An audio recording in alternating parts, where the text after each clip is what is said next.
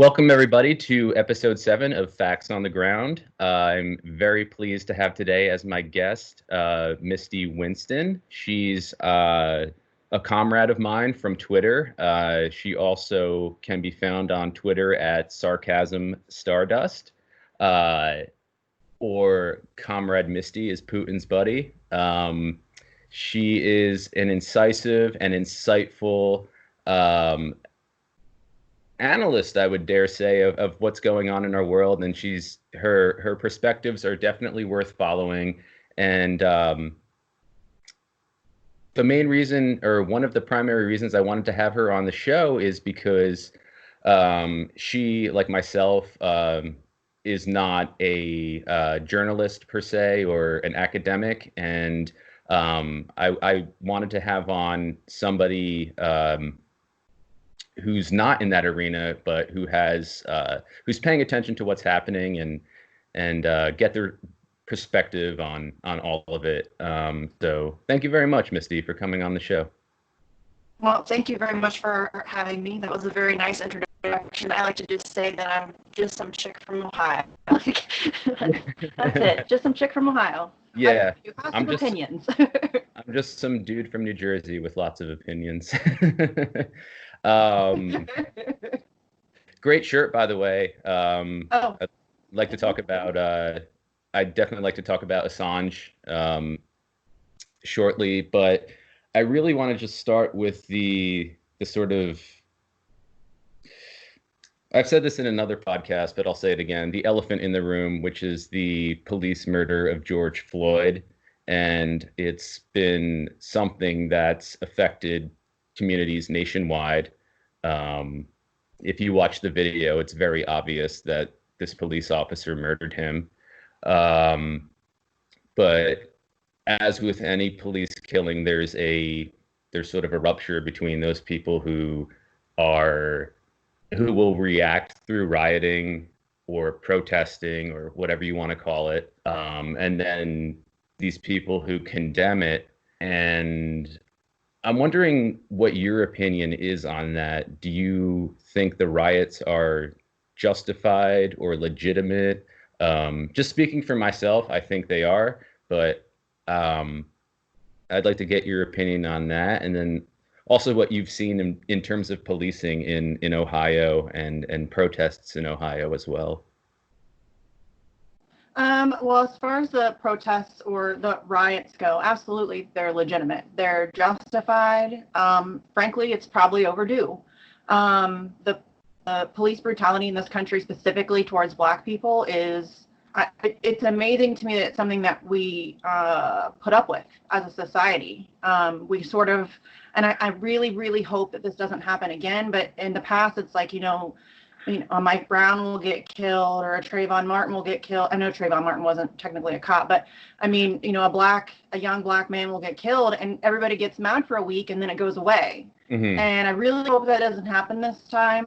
It feels different this time. It feels like there's more of an urgency behind it, and so I'm hoping that it will continue. I think that as far as the rioting goes, quote unquote rioting, I think a lot of that is being perpetrated by cops. I mean, mm-hmm. I've seen video after video after video of peaceful protesters sitting on the ground or just standing up, linking arms, and they're getting pepper sprayed. They're getting run over. It's insanity. I saw a guy an old walking down the street with his cane is pushed down by cops. He wasn't doing anything. He was walking down the street. It's insanity. So I think a lot of the violence that we see is being perpetrated by the cops. And I mean, there was a video posted last night. I don't remember who posted it, but Boston PD was caught on camera destroying one of their own cop cars. Huh. Something that no doubt they'll blame on protesters. Right. They've been caught busting out windows of stores. And so I think they're trying to delegitimize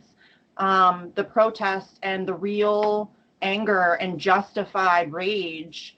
They're trying to delegitimize it by making it seem like these protesters are out of control, and they're not. They're not in any way. Right. And there's sort of a contingent of people on Twitter, at least, who are railing against these protests and questioning does anybody have any concrete evidence that police have been agents provocateurs, right? Or that white nationalists have been involved in attacks. Michael Tracy is somebody who's been, I think, very, I don't know. His questioning of it really bothers me, and I've been firing back at him. And let's be real, though. Michael Tracy is kind of a hot mess sometimes. Yeah. He's really good on certain things. He was excellent on Russiagate, but he is somebody that there will be one tweet of his, and I'm like, oh, exactly. That's exactly it. And then another tweet of his, and I can't roll my eyes hard enough. So he's a very a weird individual. Yeah. And I'm not trying to call him out or diss him. I have my debates with, some of his perspectives. I think he does good work, though. And but just along that line, there are people who are saying that, to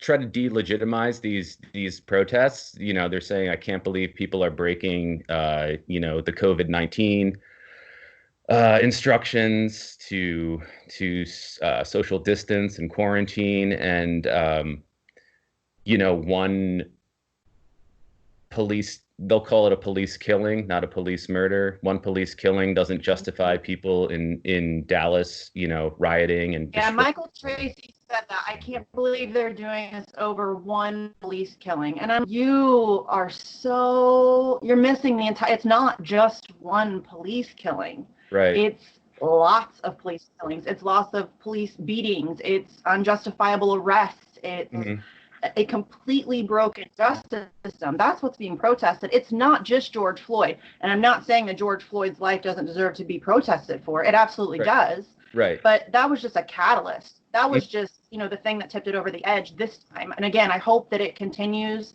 past, a couple weeks, and then everybody forgets why they're angry until the next time. But that was just a catalyst. It really, George Floyd is just one. It's just, he's just one. It's Breonna Taylor. There were what, 3 in like a 2-week period. I know the Arbery case was like in February or something, but we just learned about it recently. So it was like 3 back to back. And what do you expect people to do? Yeah. And as far as the COVID-19 thing, that's also impacting communities of color more than it is affecting white people. So why are they breaking the social distancing rules? It's killing them anyway. Like they're dying anyway. Right. So, you want people to just sit by silently while they're being genocided? Like, what do you want people to do? I don't understand people who can't grasp the enormity of the situation, the big picture. I think Michael Tracy is, and again, we're kind of calling him out here, and I don't want to be unfair to him. He's just one, but I've seen lots of people doing it. They're missing the point.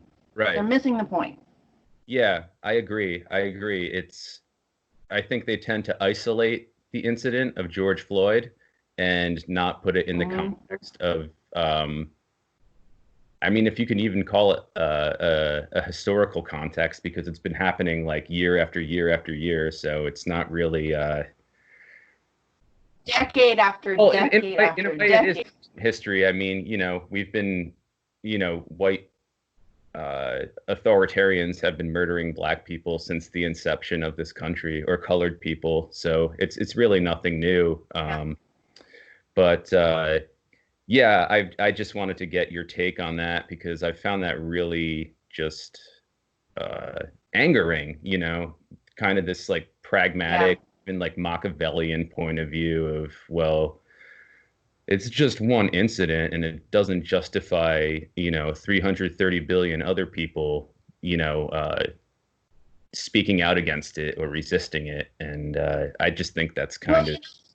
If those people would have spoken up and, have been speaking up and been loud about it after every time, and like have actually fought for real change and reform, maybe we wouldn't be in this situation.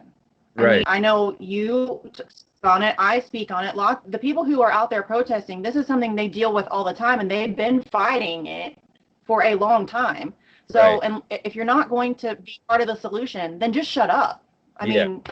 Just talk about it. You know, like it's just really frustrating to me that people don't even seek to understand and then want to comment. Right. It's really frustrating. Yeah, yeah. There's a lot of emotional reaction as opposed to taking a moment to think and assess and put out something reasonable if you want to comment. But as far as policing in Ohio, have you seen any changes since? No. No. No. Well, that's First of all, I'm just outside of Columbus. okay. And the Columbus Police Department, and yes, I'm calling them out, they're terrible. They've been terrible for a really long time. It's awful. So yeah, I'm in a smaller like suburb.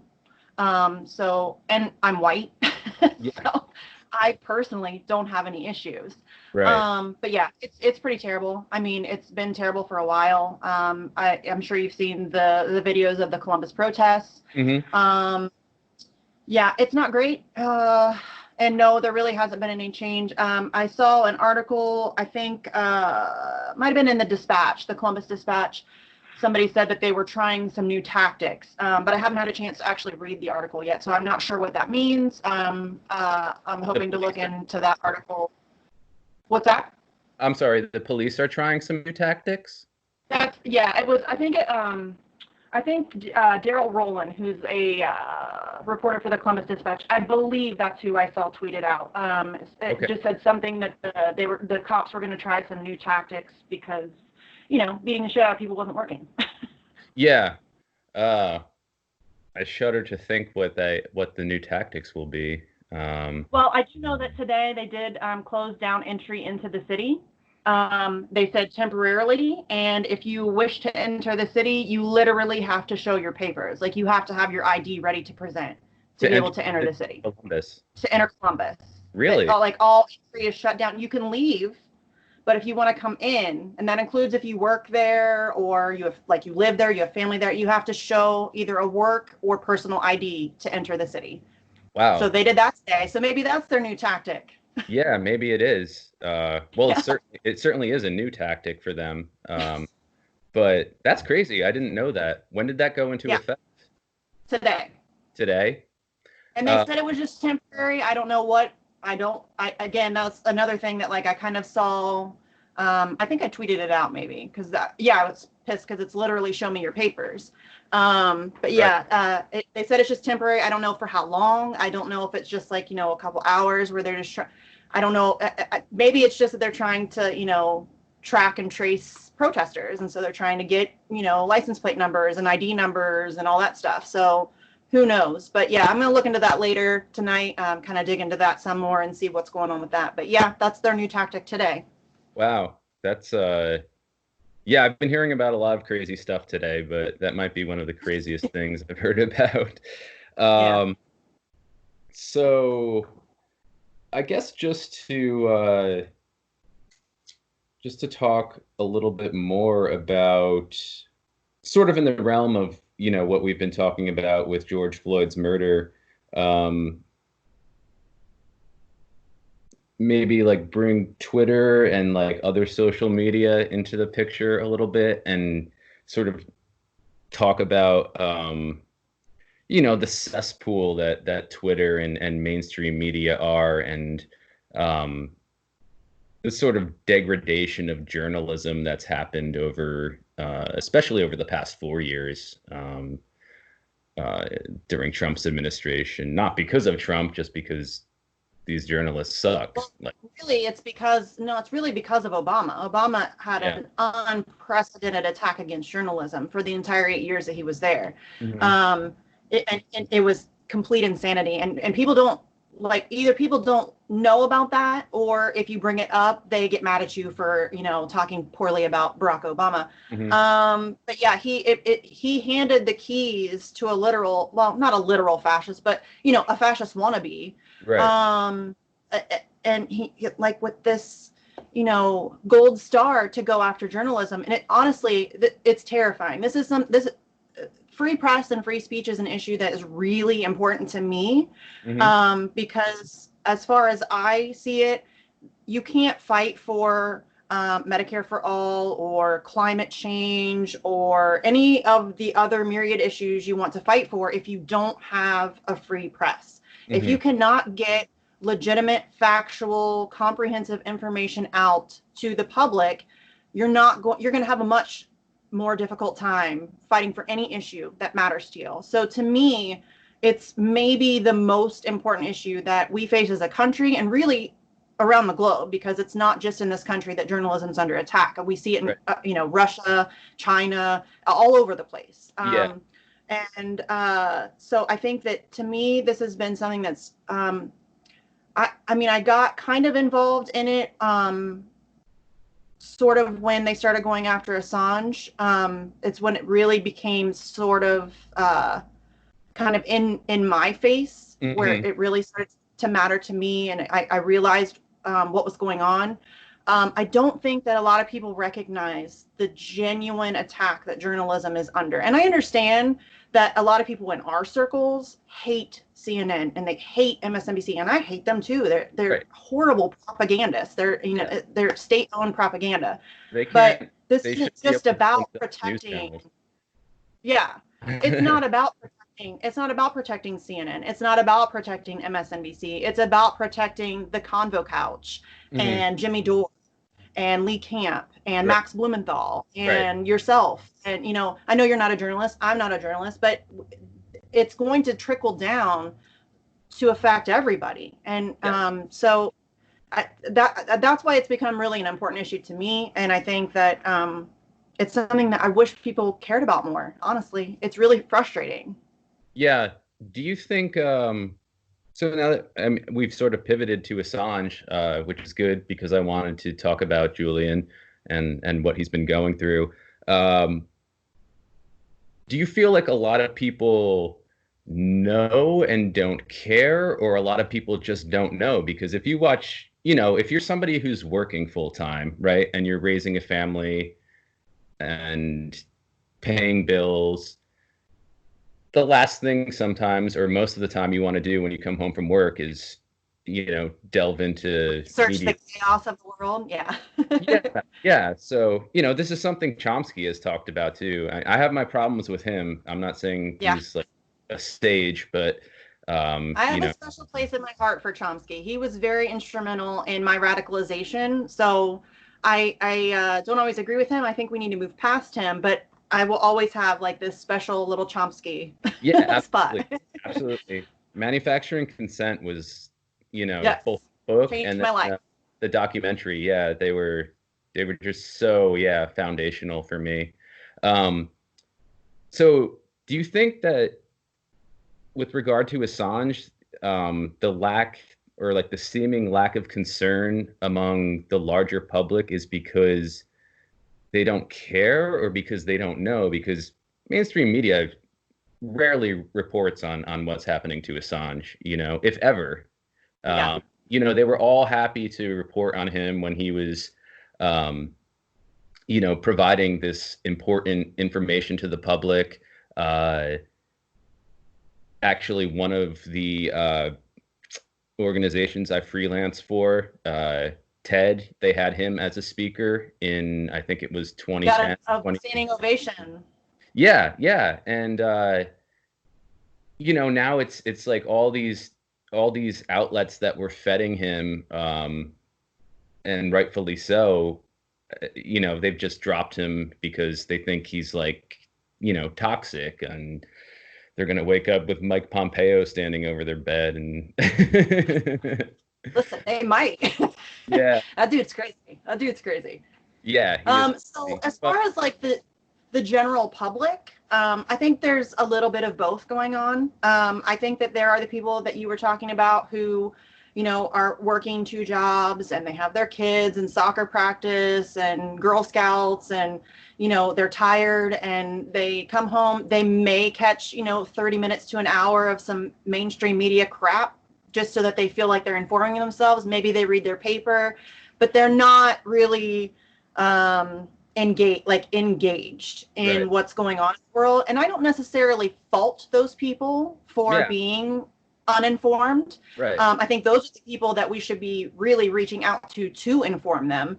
But I also think that there's a big, and I would say that the group that annoys me the most, because I am of the left, there's a significant portion of the left who, for whatever their reasons are, don't speak out for Julian Assange. Right. And I don't understand it at all. And it's not just, the people like you and me on Twitter. There are plenty of those people who don't speak out, and I deal with them, or I interact with them all the time. I'm friends with them, and I never see them mention Julian Assange ever. Right.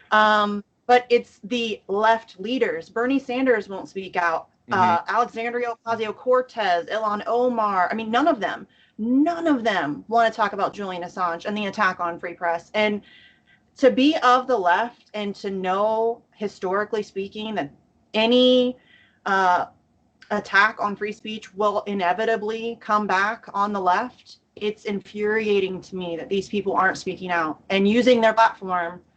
Like I said, to me, this is one of the biggest issues we face. And for a Bernie Sanders or an AOC or an Ilhan Omar, who have these huge platforms and who people on the left listen to, it's incredibly frustrating to me that they're not doing more with what the opportunity that they have. Right. I agree. Why do you think that is? Because, they came into office. They're scared. Yeah. They're scared. Yeah. They're scared. And they're owned. Like come on. Bernie Sanders and Alexandria Ocasio-Cortez they're in line. They know that they can step out of bounds here and there and put out a sassy tweet here or, some whatever. Like, they're really good at tweeting. Like, they'll go out. I mean, Bernie goes out and he tweets all this stuff. And what are you doing, dude? Like, what? I don't care about your tweets. What are you doing? Exactly. What is he doing? He's voting to help give trillions more to Wall Street. That's what he's doing. Yeah. So, yeah, it's like those kinds of people are not genuine friends of the left. They're actually probably more harmful to the left than anything, because they're pretending to be something they're not. And I think that they are completely under control. Like, there's no way that a Bernie Sanders would come out. And frankly, given his previous statements on, like, Snowden, I don't know that he supports Assange in a true way. Yeah. I mean, he came out and said some real shitty things about Snowden. So, I mean, who knows where he actually stands on that issue, because he won't tell anybody. Yeah. So, I mean, I honestly, I just think that they're scared. They're afraid to cross the establishment. And so I'm not really sure what the point of them is, to be honest. Yeah. They're just, it's pretty obvious now that they're careerists and just trying to save their positions of power or advance their positions of power. Which, not to say that I was a sage, but definitely with Ocasio-Cortez, I saw that coming from the beginning. And if you go back and look at the congressional record, the first vote she cast when after she entered office, which was January 3rd, 2019, it was in support of continuing to fund and expand NATO. And I talked about this with Max in the interview, and he basically said she probably doesn't have any concept of what NATO is historically,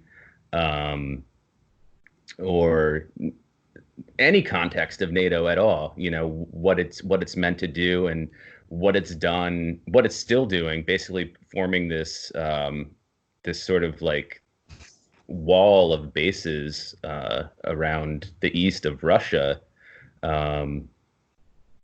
So that's another thing that a lot of people ignore, like the decisions, we were just talking about this with Bernie Sanders and AOC, the decisions that these people make when they're detrimental, their sort of fan base ignores them.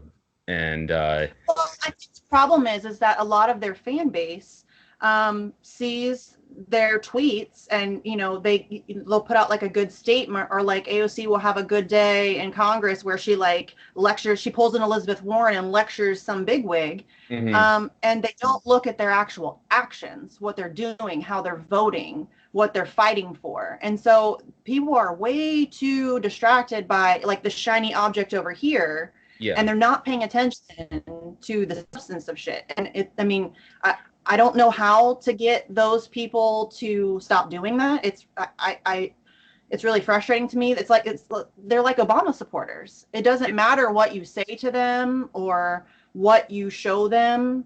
They don't want to hear anything if you're talking negatively about their, you know, supreme being. It's really frustrating to deal with, especially on the left. I don't know why, but I thought, you know, the left should be better than that. Apparently not so much.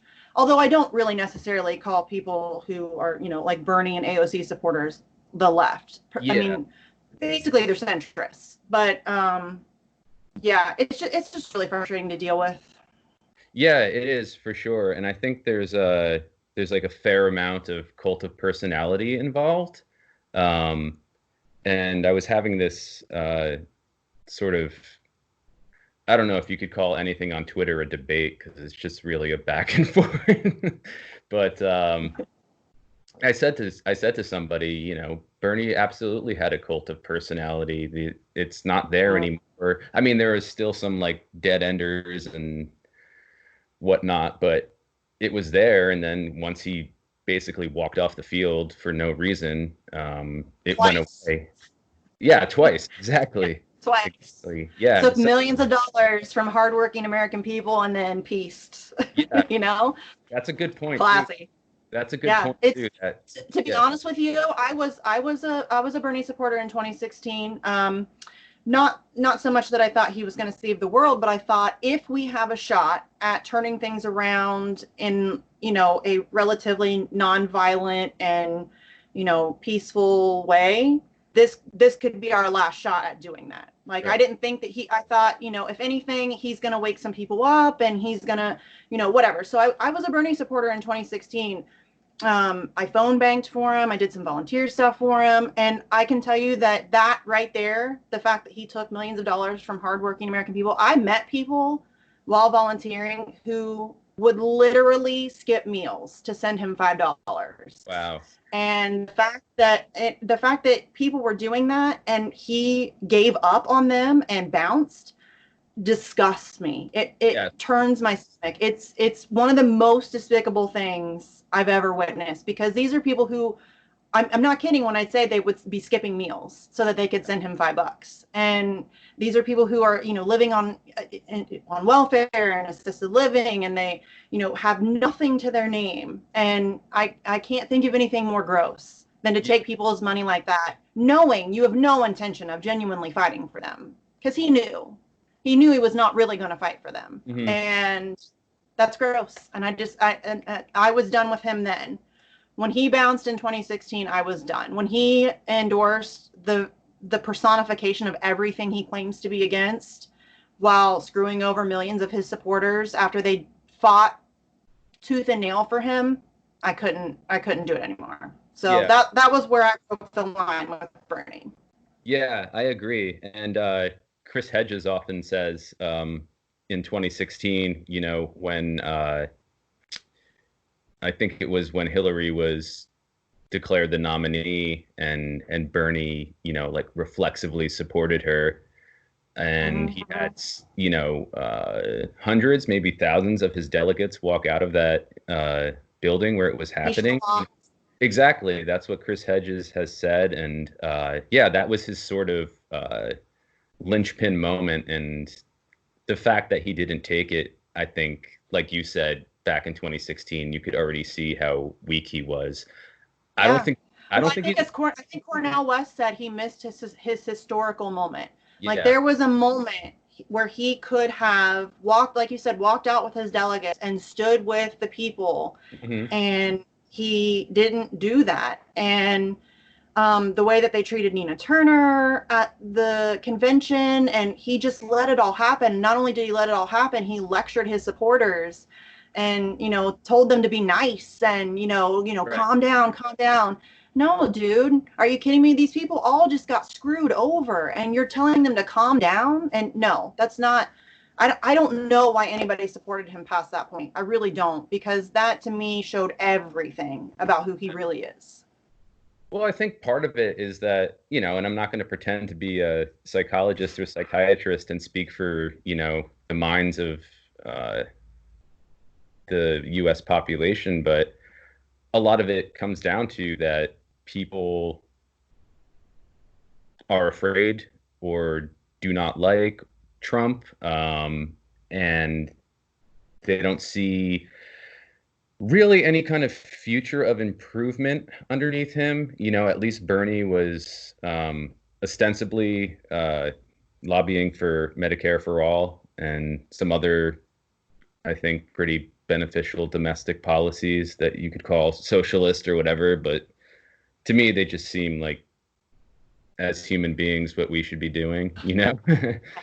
Like um, centrist, normal, like, common sense policies. Yeah, I think you're right. I think a lot of it is too that people are just desperate for somebody or someone or something to believe in. mhm, They're hurting and they've been hurting, and they feel like nobody's listening to them and they feel defeated. And so when this guy comes along talking about a political revolution and he's going to fight for you, that felt good. That felt good to people. mhm. And I think that a lot of people bought into that. And it's the same thing as hope and change. Yeah, It's sloganeering. I wish that Bernie had been better than that, and I wish that he had actually meant what he was saying, but he didn't.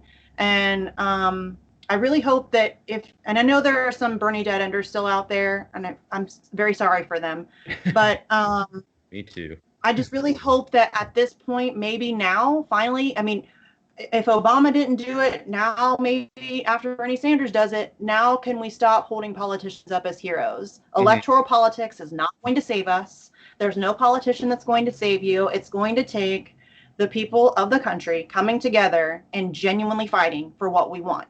And Right. that's it. There's not going to be some savior coming, on a white horse to ride us off into the sunset and make everything better. It has to be, it's us. It's Right. us. It's Right. always been us. Right. And I think what scares a lot of people with that is that there's no, you don't start out with a complete vision, like what revolution in history has started and then been accomplished with a complete vision, even the Russian Revolution.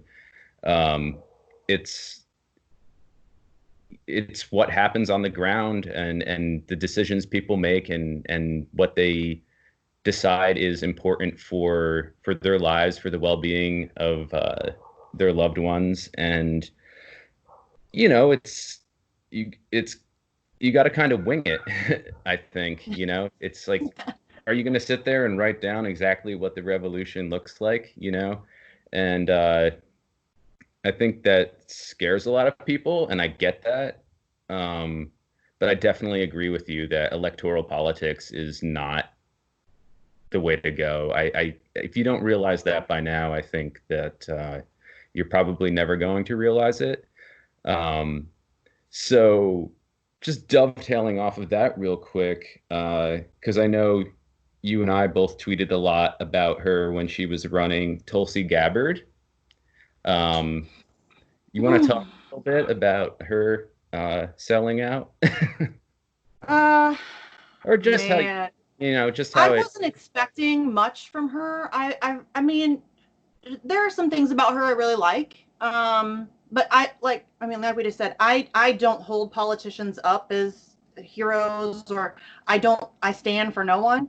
Right, I hold all of them to the same standard, and I get trashed for it on Twitter all the time from all yeah, sides. I get trash from Clinton supporters, Bernie supporters, Tulsi supporters, Andrew Yang supporters, because I will criticize them all right, when I think they need to be criticized.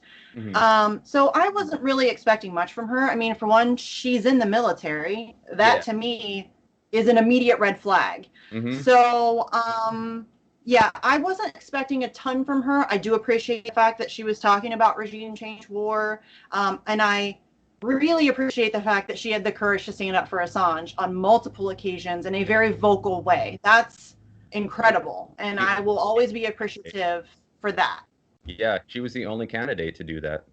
Yes. Yeah. Yeah. And she did it unapologetically. Mm-hmm. And she was very loud and vocal about it. And she did it multiple times. So I'm incredibly appreciative to her for that. But as far as her selling out and endorsing Joe Biden, oh, Tulsi, you claim to be anti-war and then you back Joe Biden. I mean, I get that she said she would back the nominee or whatever, but I'm sorry. If the nominee turns out to be Joe Biden and your shtick is to be anti-war, you bounce the hell out of that. Like Yeah. there's no reason to back Joe Biden. And I don't know what her future plans are. Some people have said she's potentially running for Senate or whatever. She said she's not running for Congress again, so I don't know exactly what her future plans are. But if your plans are not to be in politics anymore, then go out in a blaze of glory. I mean, call them all out and refuse to endorse Joe Biden. I mean, come on. So yeah,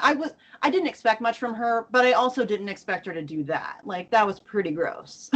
Yeah. I definitely didn't expect her to endorse Joe Biden. Looking at her poll numbers, I didn't expect her to become president either, but No. what she was talking about, I think, still remain the most important things, the most important subjects of American politics. You can't separate foreign policy from domestic policy. And I think that was one of Bernie Sanders' flaws, is that his foreign policy was so weak and he was so focused on domestic policy, and just really not making that connection that the fact that we spend almost $1 trillion a year on the military is just, taking so much money from what could be put toward universal health care. And it's not even just about the money either. I don't know how people think that we can export so much violence to so many other countries and then somehow that's not going to manifest itself back at home. The violence we're seeing right now, what you put out in the world is what comes back to you. Of course we're seeing violence at home. We blow people up all over the world all day long. Yeah. So that attitude is that's what's going to happen. So I don't even think it's just about the money. I think we have an economy of death. Like, it's death and destruction. That's what this country is about. And until we recognize and change that, nothing is going to get better. I mean, we're living within the collapse of the American empire right now. It's happening right now around us. I agree. And I think it's unavoidable at this point. Mm-hmm. So I think right now, we have to focus on how we're going to rebuild and what we want to see once there is a rebuilding to be done. Right. And I can't imagine not putting the two together, that if you blow shit up all over the world, eventually that's going to come back to you. Yeah, to me, I'm not a geopolitical expert by any means, but to me it's such an obvious connection. It's common sense. You don't have to be an expert. Yeah. For that to be common sense, Yeah, it's just basic economics, basic addition and subtraction right there to figure out how insane it is. And just really basic humanity. Treat others how you want to be treated. And right. So if you bomb everybody else, eventually it's going to come back to you. It's like being a human 101, Yeah. A lot of people get mad when you say that, like the chickens are going to come home to roost, or there's going to be blowback, as if, we're always striking a defensive posture instead of being offensive all the time, All the time. Yeah. So let's, if we can, let's talk about, I guess one more thing I wanted to touch on with Biden in the 2020 elections is what's been happening with Tara Reade. What's your take on that? I believe her, and it's not just because I dislike Biden intensely. I think her story is fully credible. And of course, after, 30 so years, there's what evidence is going to exist, I think that all you have to do is look at the videos of Biden being extremely inappropriate with young girls for her story to be credible. Right. I mean, he's a slime ball. I mean, I am a girl, obviously. I was a young girl at one point. I have two young girls. I've been that little girl where some old dude is, I think, and I think that's why it's so hard for me to watch those videos, and for so many other women to watch those videos, is most of us have been that girl. Yeah. And it's really uncomfortable to watch, and that he's been allowed to get away with it for so long is disturbing. But I believe Tara Reade. I don't have any reason to not believe her. I think her claims are credible. I think it's definitely worthy of an investigation. If it turns out to not be true, or I mean, like you said, it's really hard. 30 years later, it's really hard for her to prove anything. Not that that should be on her. But I absolutely think that she's credible. And I think that it's pretty damning to see the hypocrisy of how liberals reacted to Kavanaugh versus how they react to Biden. Yeah. And it's pretty gross. Yeah. It's really gross. I mean, Alyssa Milano was crying outside of the Kavanaugh hearing, holding up the I believe women sign. And then the stuff comes out about Joe Biden, and she's having him on her podcast and calling him her good friend and talking about how great he is. And it's so gross. I think so. And I think, I don't even know what it's called. She's so awful. But yeah, and she's just one. Like, she's just the one that popped into my head. But all liberals, all these liberal feminists who were outraged about Kavanaugh and went crazy and, had all these protests and, well, I don't even know if you can call them protests. They're more like marches or parades. But yeah, so if anything, I'm grateful to the fact that hypocrisy has been fully exposed, because it couldn't have been more obvious, I think, that's one of the things that the Trump era has definitely, I mean, it's always there, but it's definitely brought to the fore this still liberal elite hypocrisy. And it's just, and not just liberals, also the religious people, the religious right. Right. Their hypocrisy has been exposed. The liberal hypocrisy has been exposed. If nothing else, I hate Donald Trump. He's so despicable. But I am kind of like, if you try to look for like a silver lining, that's it. The Donald Trump silver lining is the fact that he has no talent for subtlety, and he just puts it all out there. He'll straight up tell you, we're going to go steal their oil. Right. And he does that on so many issues. And if you can find no other good, which I can't really find any other good from his presidency, that's it. And I've looked for some silver linings, but that is one. I mean, he has really exposed a lot of things. I agree. And early on in his administration, I would have conversations with people and say that, he's, not him per se, but him being president is going to produce some really interesting realignments politically. So you see, like, for example, journalists from the gray zone, like Anya Parampil, who's excellent on Tucker. I love her. Yeah, she's I love great. her. But you see her on Tucker Carlson, for example, right? Which, like, the typical liberal response to Tucker Carlson is like, oh, he's a white supremacist who used to wear a bow tie, or, whatever their stupid argument is. But, as Anya said, and I think Aaron was on, Aaron Mate has been on Tucker Carlson as well. They've said that he's providing space for us to, put our perspectives out there Well, when in is the last time you have seen MSNBC or CNN have Glenn Greenwald or Anya or Max or Aaron or Ben Norton or anybody from that space on their network? It doesn't happen. And Glenn Greenwald has taken a ton of shit over the years for going on Fox News. I know. And I am somebody who is of the opinion that I don't care. Yeah, Tucker Carlson's basically, he's a piece of shit. I mean, he gets a couple things right here and there. He's pretty good on war, and he's done some good stuff. The Syrian gas attacks, he was good on. Yeah. So, I mean, he'll hit some things right here and there, but he's pretty much a piece of shit.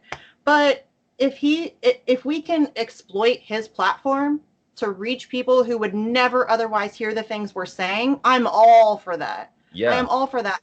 Anya being able to go on there and talk to his audience about the things that she covers is an amazing thing. I will always support that every time.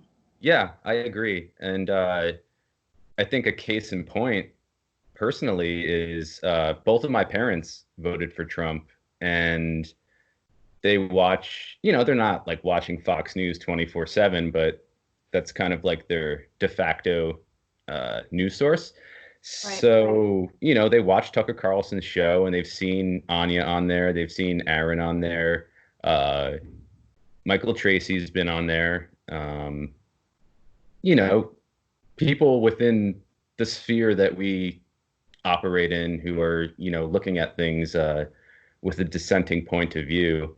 And it's changed their point of view on a lot of things, especially, these forever wars that we've been waging for basically half my life now. I'm 37, so it's been like half my life that these wars have been going on.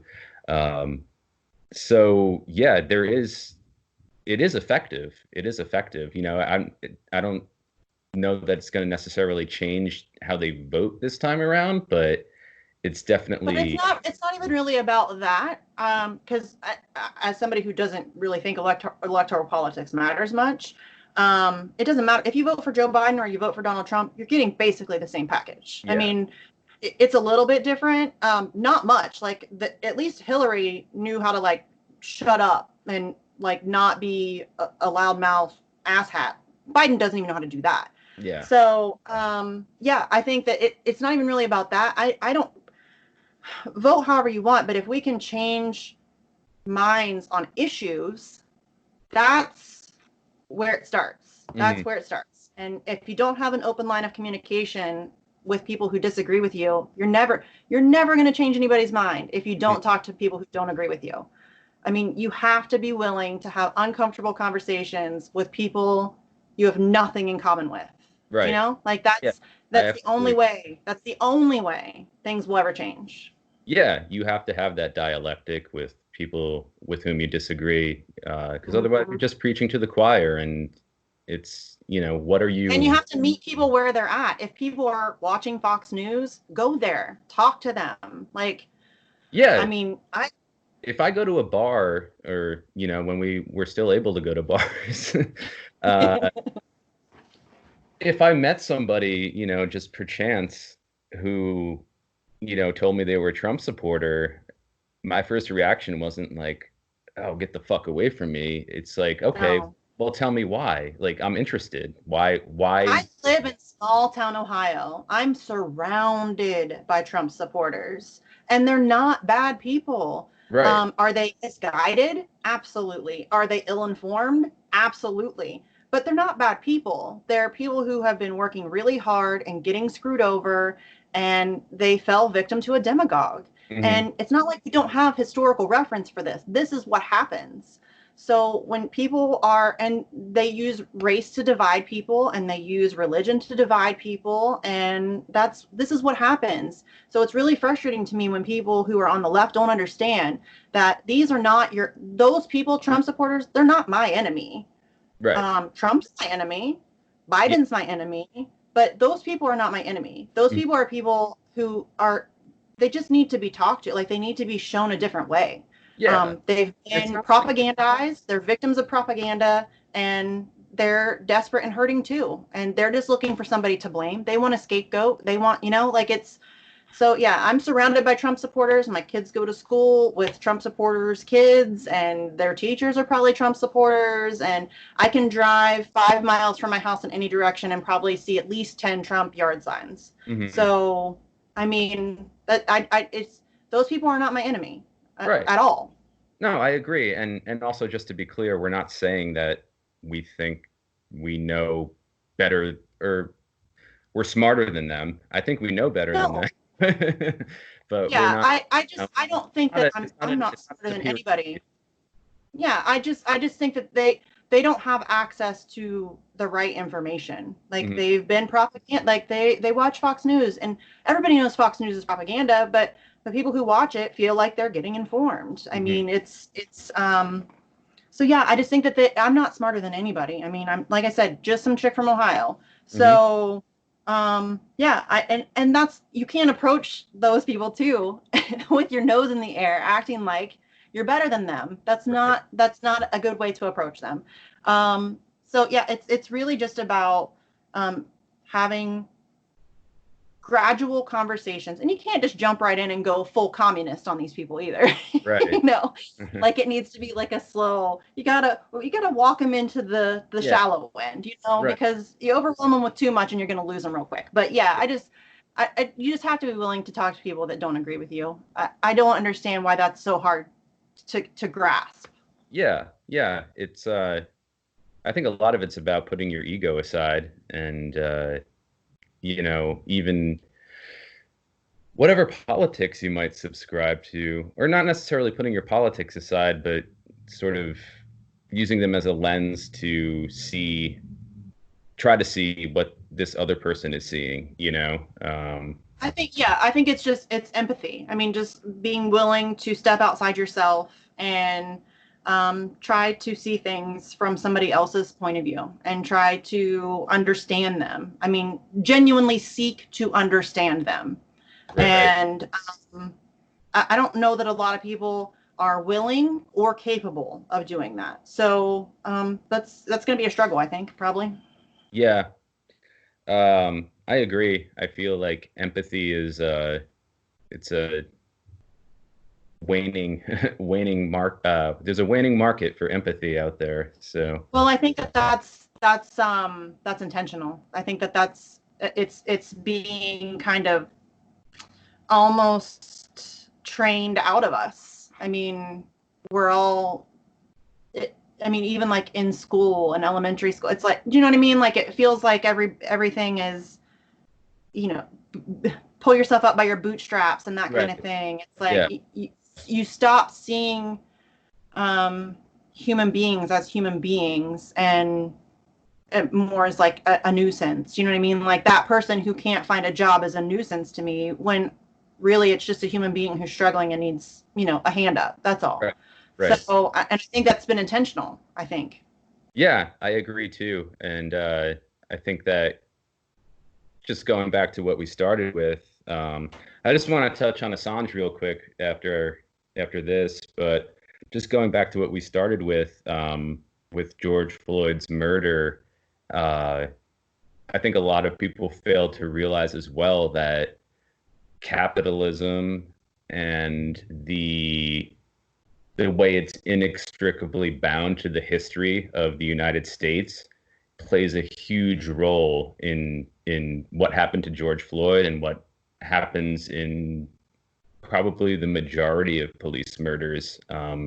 It's this capitalist, racist system. The police are, the police system in general is inherently corrupt. So you can join that with the best of intentions and think you're going to save the world or whatever, but you're going to get corrupted by that system, whether you're white or black or Hispanic. Um, so I completely forgot what my question was. Well, I think that a lot of people don't recognize that the police were kind of formed to be slave catchers. Yeah. So, I mean, that's kind of where it comes from. And I think, and Well, I love the fact that it's all sorry. inextricably linked. Yeah, that was my point. That I was Yeah. trying to make a point and then ask you what your perspective on that is. But yeah, please go ahead. Yeah, but I love the fact that you said that it's all inextricably linked, because I think that that's something that a lot of people on so many issues miss. And it's, how capitalism, feeds the prison system, and capitalism. Everything. Capitalism feeds our foreign policy. Mm-hmm. Everything is linked. Everything. And I think so many people get singularly focused on one issue that they miss how many other issues are floating around it that need to be addressed as well. And so, you get focused on healthcare, or you get focused on prisons, or you get focused on global warming, or you get focused on police brutality. And there is no just one issue. Mm-hmm. Everything is connected. And I think a lot of people miss that. And I recognize that there's a need for, there to be certain activists working hard on certain issues, but I think that a lot of people need to kind of like just don't miss what's around you. Mm-hmm. Make sure you peek, stick your head up every once in a while and look around and see what else is going on that's directly connected to what you're fighting for, because you're missing opportunities. I think there's a lot of missed opportunities where, you could swing to this issue over here, or you could swing to this issue over here and really make an impact or a difference. And it's not happening because people get so tunnel visioned. Yeah. So yeah, I think that the point that you made about everything being linked is so important. I think more people need to talk about that, because I think so many opportunities are being missed on that. Yeah. And I think, I forget who it was who made this point. It was either Max or Ben, I believe, or it might've been, Mike Preisner, if you're familiar with him. Yeah. Good guy. He said that, if you're an anti-imperialist, if you're an anti-capitalist, if you care about the things that we care about, then you have to be an internationalist in a sense. Like, you can't just focus on what's domestically happening and pretend that it's a vacuum that's detached from what's happening in the rest of the world, especially when you live in an empire like the US, which has, it's everywhere, military bases. Yeah. Well, that's something that also frustrated me about the Bernie Sanders crowd, is that they're so focused on Medicare for all.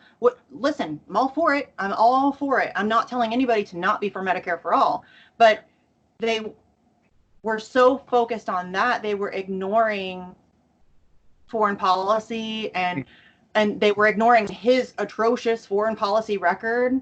Yes. And I can't tell you the number of times I got blocked by Bernie supporters for bringing up his foreign policy record.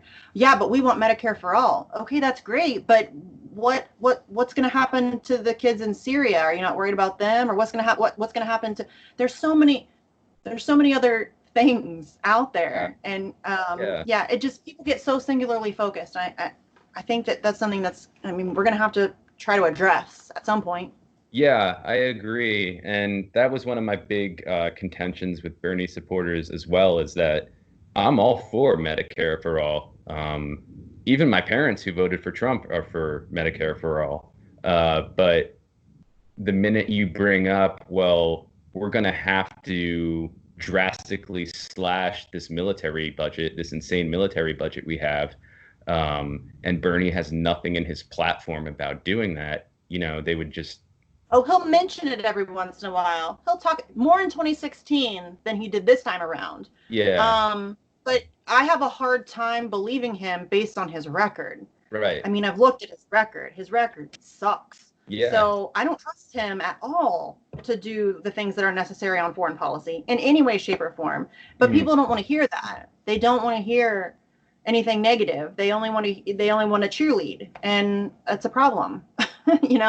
Yeah, I agree. In 1998, Bernie Sanders voted for the Iraq Liberation Act under Clinton, which was basically... Twice he voted for regime change under Clinton. Twice. What was the other? He wants to tout his... I think the other one was like a resolution or something. It wasn't... I'd have to go back and look at it again. Okay. But yeah, he wants to tout that he voted against the Iraq war. Mm-hmm. And all you have to do is look at his record to see that, sure, he did under Bush. Right. But he was all for it under Clinton. So I don't trust that kind of partisan bullshit. And Yeah. he's full of it. Like Yeah. he is, I mean, he has no problem going after Trump. He has no problem going after Republicans for holding this bill up or holding that bill up or not doing this or not doing that. But he won't. I've never heard him call out Nancy Pelosi for her crap. Nope. Never heard him call out Chuck Schumer for her or for his crap. Yeah. I've never heard him. I mean, he won't. And I don't trust that. I don't trust that at all. And I get that, you know, some people say that he has to play the game. No, he doesn't. No, he doesn't. He's almost 80 years old. I mean, you're done playing the game now. If there's ever a time to stop playing the game and actually stand up for the things you claim to stand for, now's that time, dude. And he failed epically. Yeah, I think he's just been playing the game for too long, and he doesn't. I think he is the game. Like he's part of the game. Yeah. He is on. He is firmly entrenched, and he has been since the 90s. I mean, I think anybody who objectively looks back at his history, 80s Bernie was awesome. 70s Bernie was awesome. 90s Bernie, after he cut that deal with the Democratic Party to be able to run independent in Vermont, that was it. And he became a loyal party soldier from that moment on. And he almost always votes with the Democrats. He does whatever they tell him to do. And that's it. And so, I mean, that's why I was, you know, I supported him in 2016, but I was also kind of like, you know, we'll see. But yeah, he's been a loyal party soldier since the 90s. And I don't think there's really any denying that at this point. Yeah. Yeah. I think the mask has been fully taken off. And I hope so. Any fair-minded person can see that he's again, I don't think he's a malicious person, but I don't think with policy that he's genuine or that he has his heart behind much of anything at all at this point. No, and I don't, and again, I don't think he's like this bad, evil mastermind guy, but he is not who people think he is or people thought he was. Right. He's not this like folk hero coming along to save the day and fight for the people. And he's not that guy. And I hope that you're right. I hope the mask has been taken off because, like I said before, he's dangerous to an actual leftist movement because he's just enough of, you know, a compromise for people. It's like an Obama. It's like, oh, you know, he says the right things and but he's no substance. So I people like that, I think, are really dangerous to a genuine leftist movement. Yeah, I agree with that too. They're sort of like red herrings in a sense. Yes. Yes. So just before we wrap up talking about Julian, you know, we've been talking about the left, which is a pretty vague term. I don't even know what it means. I guess I would call myself a leftist. You know, that's like my politics are there, but I don't have any specific nomenclature for myself. So what do you consider, you know, the so-called left? So I'm somebody who despises labels. Yeah. I feel like labels are only ever used to be co-opted and then used to divide. And it's like progressive. Then you have Nancy Pelosi calling herself a progressive and Hillary Clinton's calling herself a progressive and Neera Tanden's calling herself a progressive. And so I really despise labels. And she's going progressively insane. Yep, she's a hot mess. Let's be real. She's something else. She blocked me ages ago on Twitter, and sometimes I get so mad because like there's so much entertainment to be had on her timeline, and I miss out on all of it, and it makes me angry. It almost makes me want to like. It's a badge of honor. I need a sock account so I can just go on and mess with her. But yeah, she blocked me ages ago. Peter Dow recently unblocked me, and it makes me extremely uncomfortable, but that's another story. Wow. So yeah, I don't, he's a weird one. Yeah, so I use the term leftist to describe myself, but it's kind of like just because I don't know what else to say, and it's much easier than like listing my politics and like telling everything that you know what I mean? So I use that term. If you notice in this conversation, I will often throw up some quote signs because, like you said, I have no idea what that actually means. Right. When people are being like AOC are being called leftist and I see her as a centrist, that's weird. That's a weird space for me. So yeah, I don't like labels. I understand kind of why they are necessary at times. But yeah, I agree with you. The term leftist or the left or whatever is a very weird thing to me, and I don't. To me, I would like to be able to include as many people as possible, but I'm like, if you're on this, like if you're on that level, do you know what I mean? Like I don't know. It's a very weird thing. You're right. Like there's no way to define it really. Yeah, yeah, I agree. It's vague and at the same time very stratifying, because you have somebody like Tucker Carlson, going back to him, he considers Nancy Pelosi, for example, the far left, right? Which Yeah. I mean, they were calling Barack Obama a socialist. Yeah, I mean, Dude's not a socialist. He's a Republican. So yeah. That's why I hate labels. Oh, he's a moderate Republican now. Right. Sorry, you're right. Yeah, no, I just wanted to get your take on that because yeah, it's a very nebulous term for me. It's always been since I started. It's very weird. Yeah, and it's always been that way, like since the dawn of time. But like I said, I think labels are always used to divide people. And so I try to stay away from them as much as possible. I self-identify as leftist, but like I said, that's only because I don't really know what else to call myself. And that's just much easier than giving somebody a dissertation on my politics. Right. So that's, you know what I mean? Like, I'll give you one word instead of 5,000.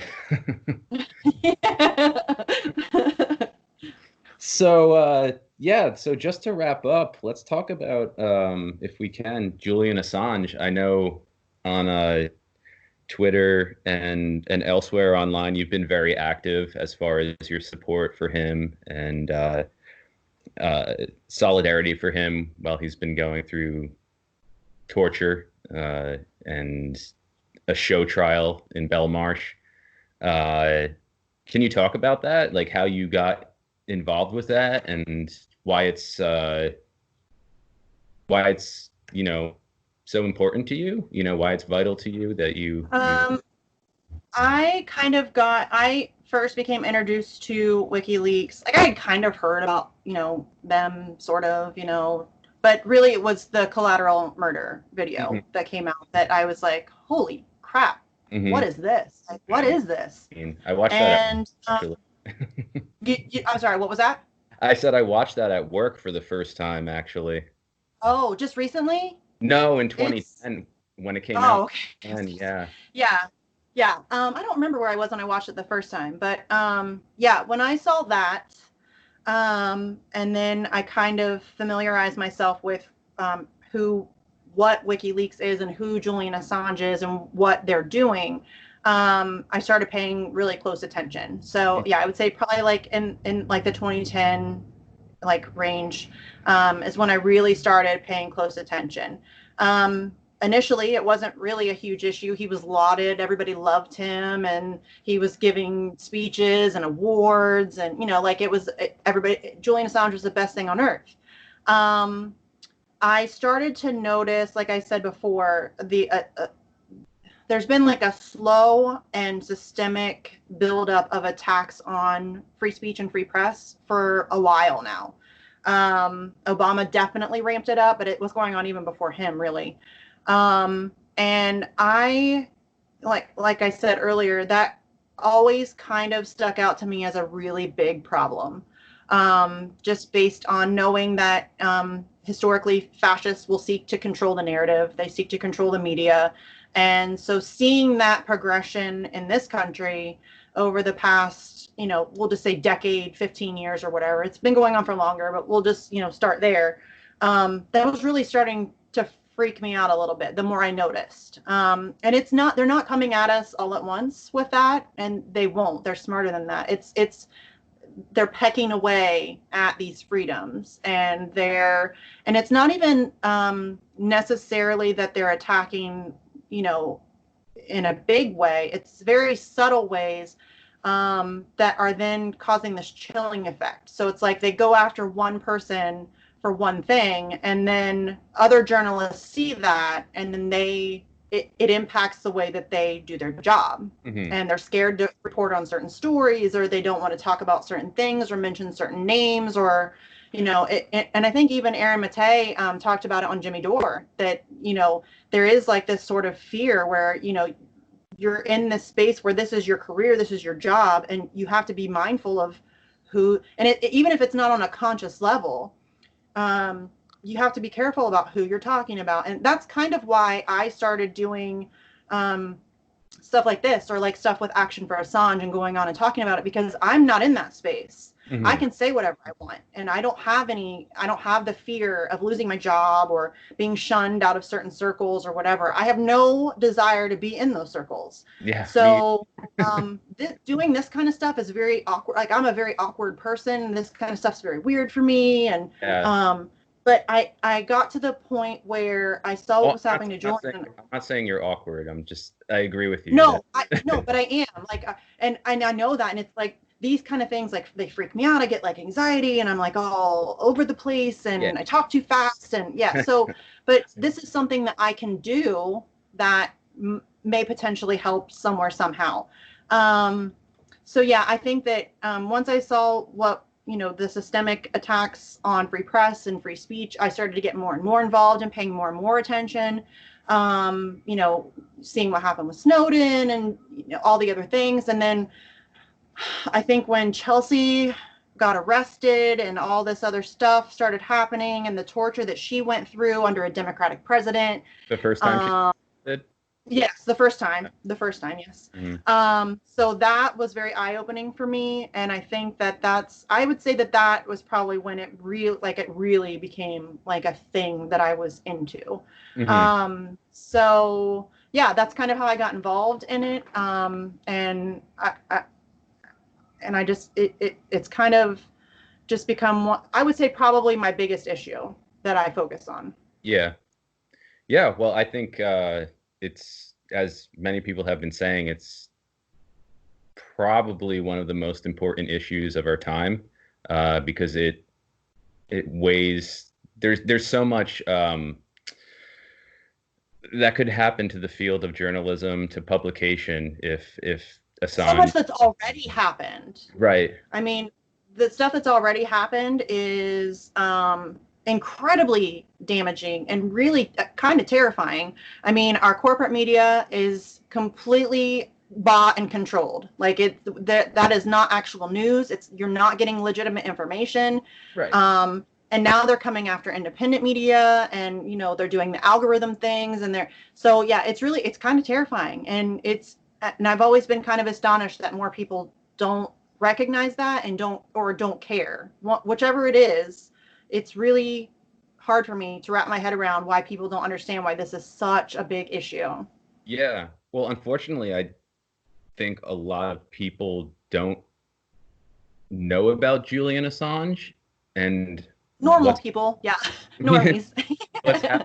what's happened to him, or if they do, they don't understand the scope of it, the breadth of it, and what sort of precedent it sets, as far as, not just whistleblowers, but journalists across the board, whether you're with the New York Times or if you're at the Gray Zone.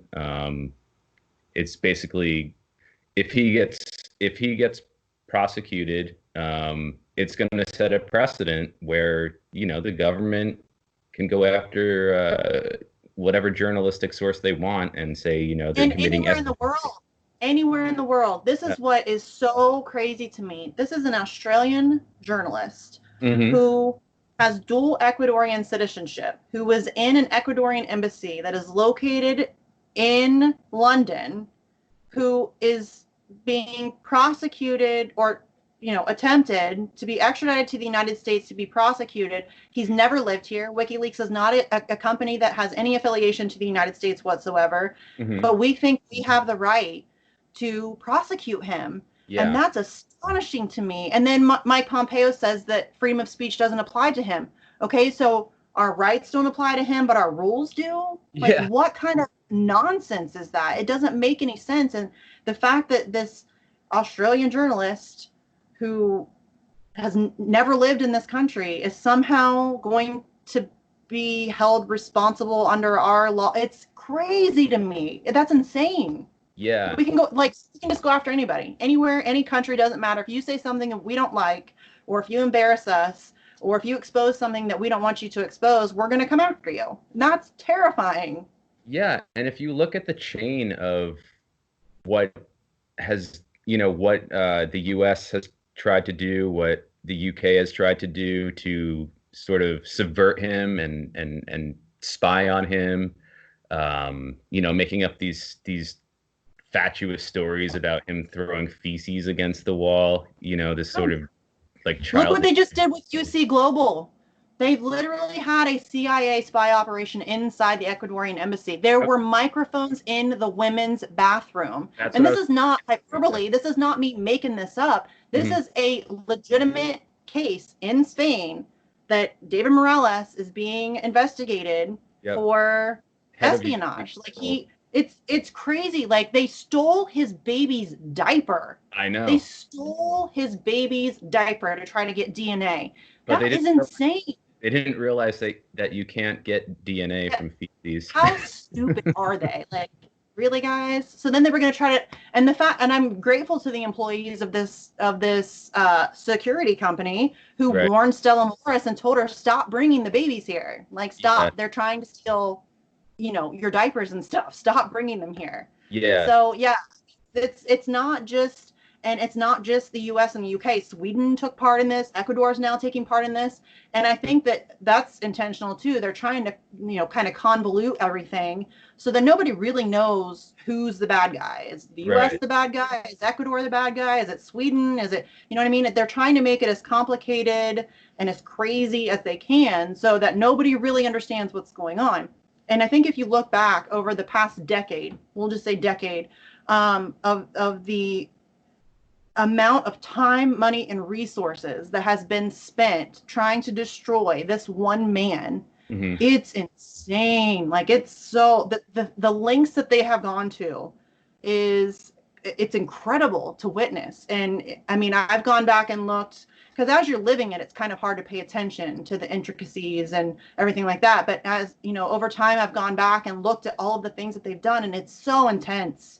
And it's crazy that just one guy, just to destroy one guy. It's pretty. It really speaks to how powerful he is, and how powerful WikiLeaks has been. But yeah, it's intense, everything that they've done to him. Yeah, I've been since they pretty much kidnapped him from the embassy and imprisoned him. It's I've been shocked. I mean, I've always been shocked at how he's been treated and how he's had to basically exile himself for releasing information. He knew it. Yeah. There's a quote of his where he said, "They will chase me to the ends of the earth, but I have a duty to expose this information to the public." And so he knew it was coming. I don't know if he knew it would be this bad. But yeah, he saw it. He knew it was coming. Yeah, he's incredibly intelligent, so Very. I have no doubt that he, when he put out the collateral murder video, that he knew like the tsunami of American and Western. Well, I mean, if you think about it, the courage that he has displayed. I mean, Vault 7 came out right when he was in the middle of all this, so he's already like public enemy number one to the greatest empire on earth, and he releases Vault 7 anyway. Like, that's courage. Like, that's crazy. I don't know if I'd like to think I'd have the balls to do that, but I don't think so. That's insane. Like, yeah. So he's He's definitely facing an uphill battle. The way that he's being treated right now, currently with COVID-19, he has an underlying health problem. He has a lung condition. Today, he was supposed to have a call-over hearing from Belmarsh, and he was not able to participate because he's not feeling well. And the call-over hearings, you have to go to like this public room and use the phone. It's like the public space for like phone calls and things. And so he would then be exposed. There's already been 2 inmates, I think, at Belmarsh that have already passed away from COVID-19. Oh, wow. So he was unable to participate in the call-over hearing today. So yeah, and with Belmarsh is still basically under lockdown, so he's unable to participate in his own defense. He can't meet with his lawyers. He has no access to information. Stella Morris tweeted today that he tried to get a radio and he still hasn't gotten that. And I want to say that she said it was like 6 months ago that he's asked for it and he still hasn't gotten one. So yeah, the way that he's being treated, the fact that he hasn't been released based on the COVID-19 situation is insane to me. And when they were asked, this is a true story, when they were asked why he wasn't released, they said that they can't release him because he hasn't been charged with anything. It's a true story. They said that. So it's any way they want to go to keep him imprisoned, you know. They will go, like he said back before he released this information, they will go to the ends of the earth to destroy him, and they have, and they will continue to do so unless we get louder, you know. Like that's the only thing that's going to stop it. I think it's vital for everybody who cares about free press, freedom of speech, just basic humanity, or exposing war crimes against humanity. And you don't have to like Julian Assange. Exactly. I kind of hate when people say that because that should be irrelevant to the situation. Your personal feelings about who he is. I don't know him, so I don't know if I like him or not. I don't know why anybody would be able to make a judgment on whether or not they like him. Whatever your personal feelings may be, get over it. Like, this is bigger than that. It's way bigger than that. And they try to say that he's partisan and that he only, you know, he's gone after Republicans. He's gone after Democrats. He's exposed governments around the globe. He's gone after everybody. Yeah, he's released embarrassing stuff about Vladimir Putin, and he's my buddy, so that hurt me personally, but you know how that is. So he's and people are like, oh, but I want there to be 1,000 WikiLeaks across the globe. That's what I want. That's what journalism should be. What journalism should be. And the fact that what you get from WikiLeaks is not conjecture. It's not opinion. It's not some talking head rambling on about, you know, what they think. It's source documents. It's verifiable, pristine. They've never gotten it wrong. Source documents. They give you the information and you decide what you think about it. And Julian Assange has said before that he thinks that journalism should be like a science. And I could not agree with that more. People need just the facts. The facts. They can make up their own mind. And so that the service that they provide is invaluable. And if I had anything to do about it, there would be 1,000 WikiLeaks across the globe doing the exact same thing. You know, that it's invaluable what they do. I agree. I've felt that way since they came online in 2010. And the first thing I watched that they released was that collateral murder video. And like I said, I was at work at the time watching it on my computer, and it was just shocking. It was shocking, just upsetting. You know, I knew that that's what the U.S. had been doing since 2003 in Iraq. To see it it's a whole nother ball game. Yeah. It was a very abstract awareness that, you know, I was very well aware that our military was not a good guys. Like, you know, I think anybody objectively looking around the world can see that that's the case. But to see it with my own eyes and to hear it with my own eyes and to listen to them say, light them up, and to know that there were children in that van, and, you know, that's a whole nother ball game for you to see it right in your face, you know? And even had they been so-called insurgents, what, what under the rules of law justifies that kind of just massacre level attack, but they Well, weren't, and even if they were they weren't, insurgents, you don't no, get to go back and do a double tap. You no, don't get to go back and then go after the medics who are coming on scene yeah, to no, help the people you just lit up. yeah, no, I'm not saying that the people in the video were insurgents. I know they weren't. I think No, in I'm fact, just saying, but even if they were and you took them out, you don't get to then come back and go after the medics. exactly. That's a war crime. That's Yeah, a war crime. If you yeah, don't want to be exposed for committing war crimes, don't commit war crimes. It's pretty simple. yeah. I think that method is trademarked by Israel, actually, the double tap. Yeah. Isn't everything the knee on the neck, the George Floyd knee on the neck? That's Yep. Israel. Israel trains our police forces. Yep. That's what you get. That's what you get. Yeah. I did the last episode I did was with Alex Vitale, who's a sociologist professor at Brooklyn College. He wrote this really good book called The End of Policing.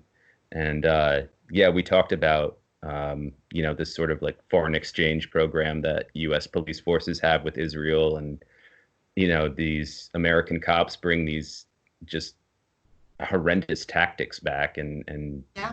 deploy them on citizens, and you end up getting a grown man asphyxiated in the street, against the asphalt, and then you have the cops Over stand eight up. minutes.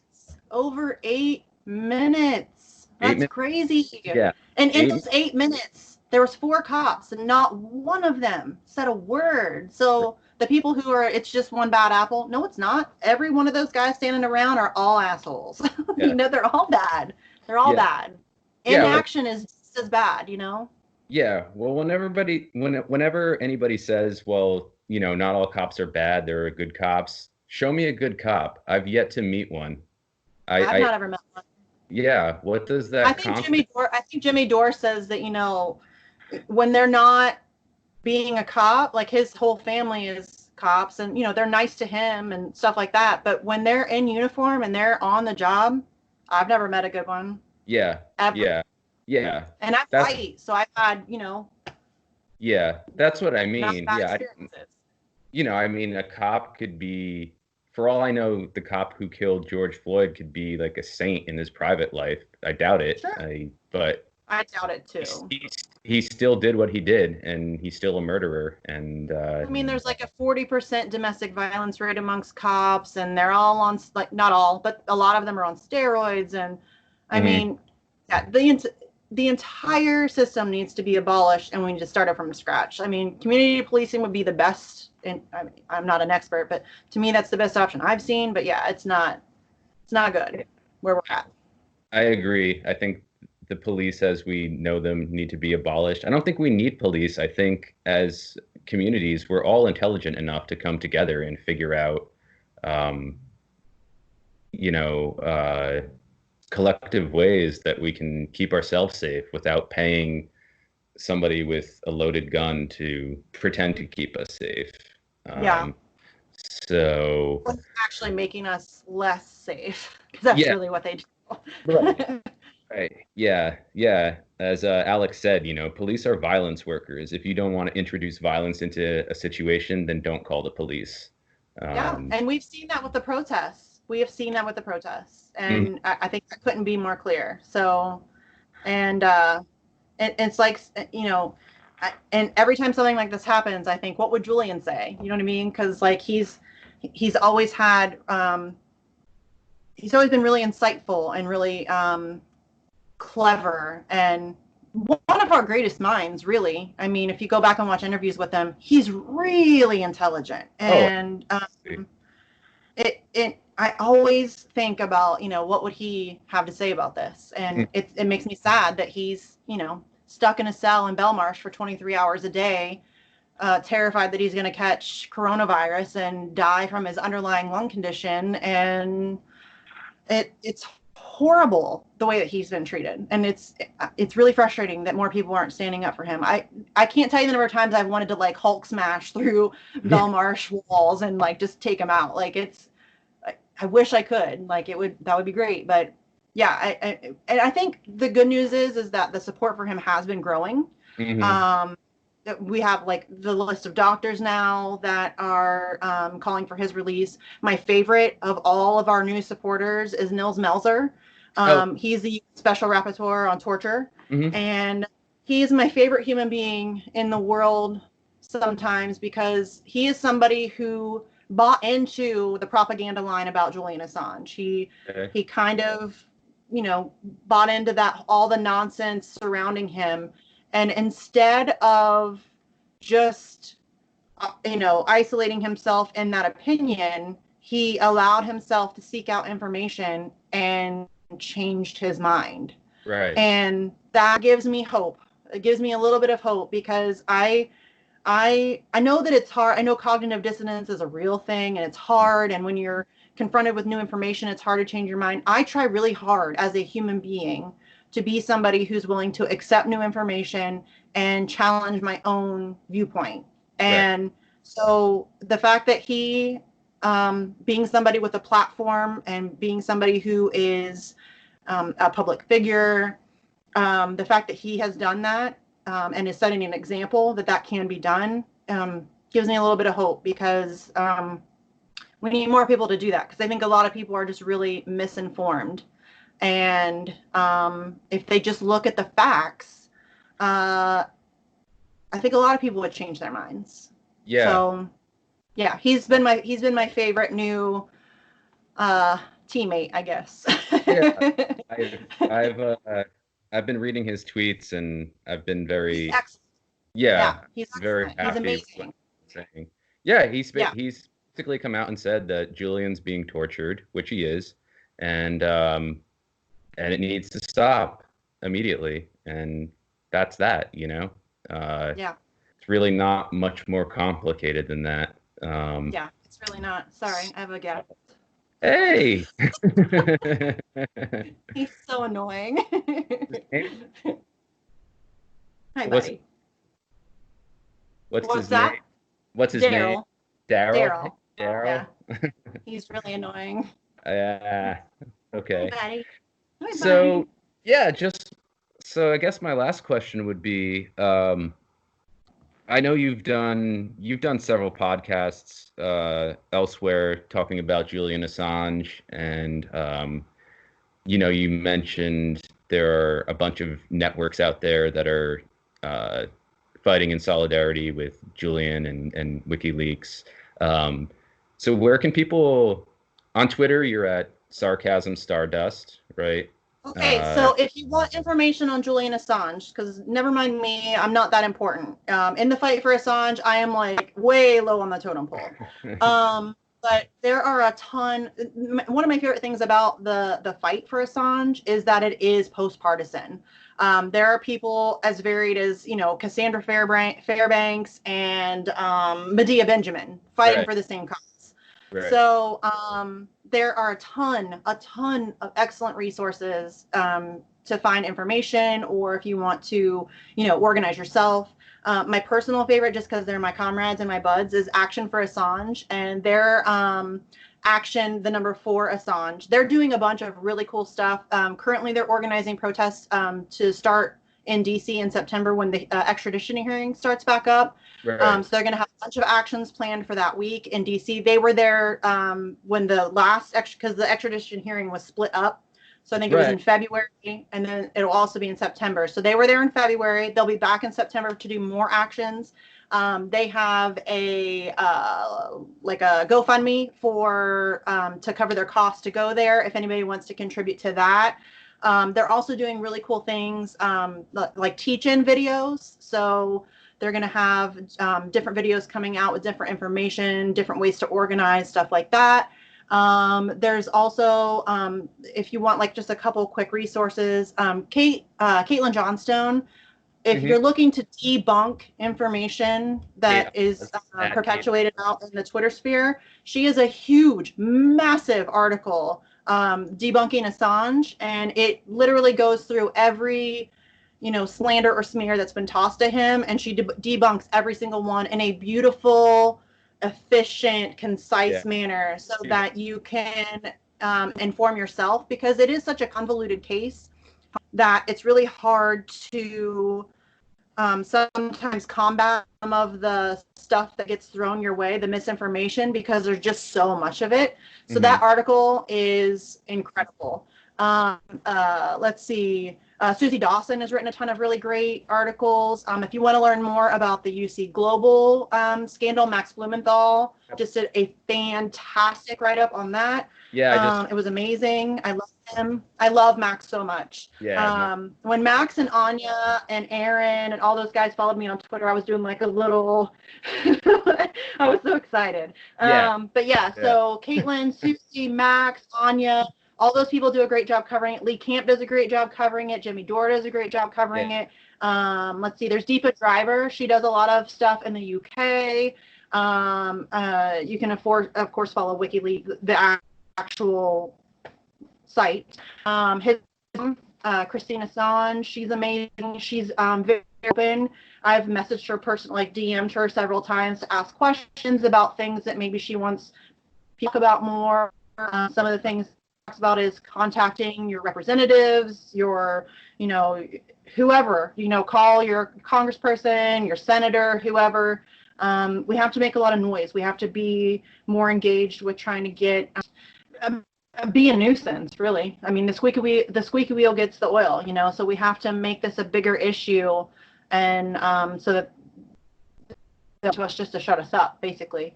So yeah, there's a ton of resources out there, but again, the Action for Assange crew, they started, I think maybe about a year ago or so. I actually met them. I met Taylor and Andrew at a Jimmy Dore show.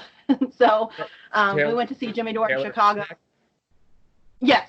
Okay. She is now with Activism Munich right now, but she still does some of the Action for Assange stuff when she's not busy. She's doing an amazing work. She's she's great. So I met Taylor and Andrew from Action for Assange at a Jimmy Dore show. They were there handing out signs and wristbands and kind of sort of protesting, like while we were all waiting to go into the show. Andrew and I, they had the Democratic, one of the debates in Columbus. And so Andrew and I, we both live in Ohio, so we went up and hung a bunch of posters all around the town where they were, all around the venue. So yeah, we've done stuff locally, but they've, I'm not like a official member. I'm on their show occasionally or whatever, but yeah, they're really cool people doing a lot of really great work. So I highly recommend supporting them, following them, donating to them if you can, so that they can, when they go to DC in September. They did awesome stuff when they were there last time. They were outside the prison where Chelsea Manning was being held, and also Jeremy Hammond, and they blew whistles because they're both whistleblowers. Right. So yeah, they did a lot of great actions in February. They're looking to do even more in September. And then yeah, just check out their teach-ins and stuff. So yeah, in like the pecking order, I'm so like insignificant. So there's so many cool people out there to follow for information or whatever. But yeah, I think I missed tons of people, I'm sure. But yeah, those are good places to start, definitely. A lot of people are doing a lot of good work. Is Andrew behind Slow News Day? That's Steve. Oh, Steve's hilarious. Okay. Yeah, Steve's hilarious. Steve has so Steve is kind of sandy brown blonde hair-ish, sort of, and then Andrew has darker hair. Okay, yeah, I follow Steve. So if you've seen any of the live streams, Steve is hilarious. I love him. He has the best nicknames for people. Yeah, he cracks me up regularly. So yeah, follow Slow News Day as well. He doesn't just do Assange stuff on his show. Neither does Action for Assange. They cover other topics as well, but it's mostly Assange focused. Steve has had a ton of amazing guests on his show. Cynthia McKinney, Ray McGovern, John Kiriakou. I mean, you name it. He's talked to incredible people. So yeah, follow Slow News Day, follow Action for Assange, follow Taylor Hudak and Andrew Zygmunt. They're all amazing people to follow if you're interested in the Assange case. Yeah, and I would just add to that, not to toot my own horn, but the first episode I did for this podcast, journalist Tariq Haddad, who he was on the scene during the first round of Assange's extradition hearing, and he's written some really good pieces about what's happened inside the courtroom. Muhammad Almazi is a good one. Yeah, Stefania Marizzi is a good one. There's so many. There's so many yeah, who are doing just amazing work. yeah, Kevin Gasoza or whatever, mhm, Marty Silk. There's a bunch. yeah. Somebody should really compile like a list of amazing journalists for Assange in a real way, because there aren't many. Well, I might make that list in the show notes so people Yeah. can have some resources. Craig Yeah. Robinson, I believe, he's another really Yes. good source. Yeah, George Galloway. George Gall. Yeah. There's I say there's so much, and then I say there's not very many at the same time, because there are a decent amount, but when you look at the scope of all of journalism and how many people are not covering it, then it becomes depressing. Yeah, yeah, especially in independent journalism, and especially independent journalism on the left. It's depressing that more people aren't covering it. yeah. It's going to come for them. It's coming for them.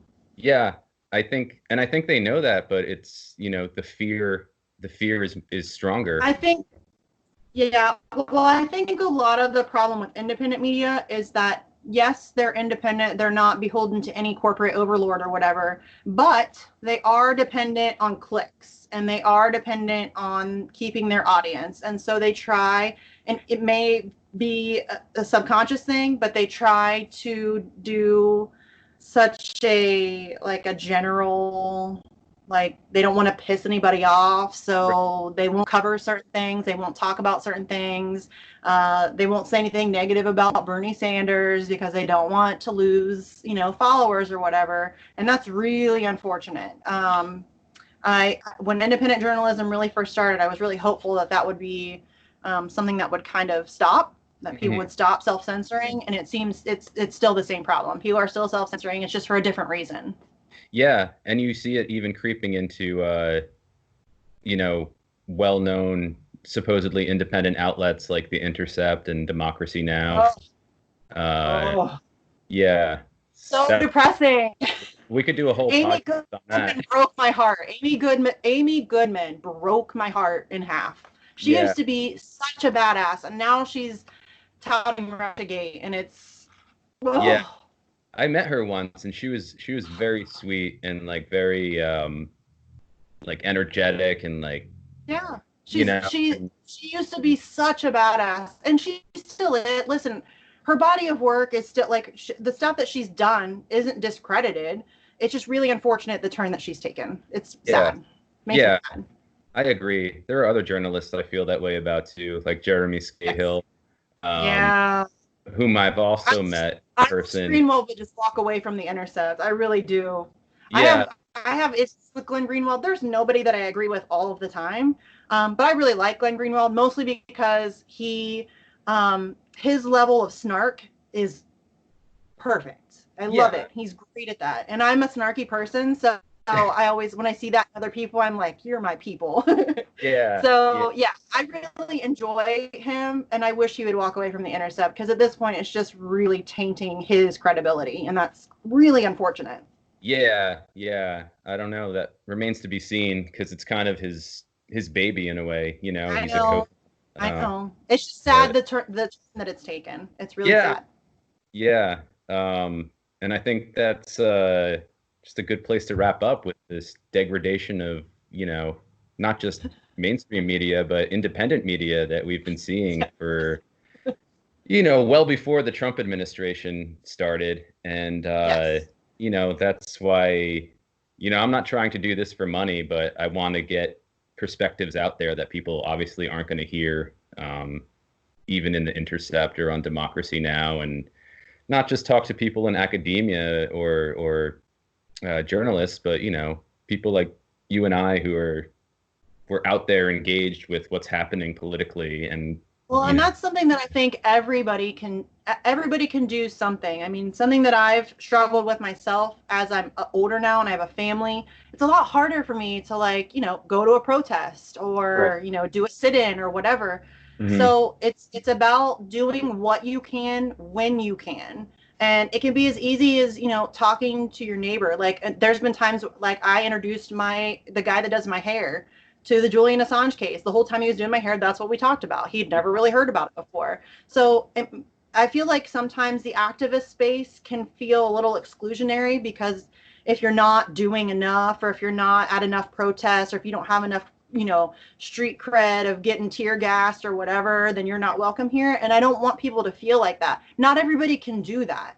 Right. So everybody can do something. If you have a webcam, then, start a YouTube channel or start a podcast and just talk to people, or just talk to the camera and talk about issues that are important to you, or make phone calls, call your congressperson, call your senator, send letters, send emails. There are tons of things that people can do to, be engaged and involved and make a difference. And I don't want people to feel like just because you can't go, get the shit beat out of you by a cop, that you're not an activist. You are an activist. If you're fighting for a cause in whatever way you can, you are an activist, and you should hold that title with pride, and and not feel like you're not doing enough. I've dealt with that myself. I have often thought that, I'm not doing enough, or I'm not good enough, or I'm not saying enough, or whatever. But I think that we need to stop that self-talk, and I think we need to stop that talk in our circles, because I think it turns people off from getting involved, because they don't want to be judged for the way that they're involved, if that makes sense. Yeah, it does make sense. And it reminds me of something that Chomsky said in the documentary Manufacturing Consent. He said, someone was asking, he was at some sort of roundtable, and somebody asked him, well, you're talking about this situation. Why don't you care about this situation? And he said, I'm not Amnesty International. I can't be everywhere at once. And I think it really boils down to that. I mean, that's not to be, selfish and say, like, just care about what you want to care about, but you can only focus on so much at once. And, whatever you can focus on and put your attention and effort toward, I think is a good thing. So and that can change too. I don't want people to think that you have to be singular. I have ADHD. I have a really hard time focusing on anything. Mm-hmm. So it's not like if you decide to fight for healthcare, that's all you can fight for. Do that for a while. If you get bored with that, or if that starts to feel defeating, or if you start to, become overwhelmed, switch it up and try something else. And, I would say Assange is my biggest issue, but it's not the only issue I focus on. So, right. I don't want people to feel like the activist space is exclusionary in any way. I want people, if you care about an issue and you're willing to fight for it, you're an activist, and you're welcome in this space, and, more power to you, because that's what it's going to take. It's going to take people. It's going to take people fighting for issues they care about. Absolutely. I agree. And I think that's a great note to end on. So Misty Winston has been my guest for episode 7 of Facts on the Ground. Thank you so much, Misty. Thank you again for having me. Anybody who's watching, you can follow her on Twitter. Her handle is @sarcasmstardust. And her name is Comrade Misty, is Putin's buddy, which is pretty fucking awesome. So I recommend you follow her. Her insights, her intellect, her humor, they're always spot on. And thank you for tuning in. And I'll link to a bunch of the journalists and sites we talked about in the show, in the show notes. Misty, thank you very much. Thank you. I'll see you in the Twitter sphere. You will. All right. Take care. Thank you. And free Julian Assange. All right.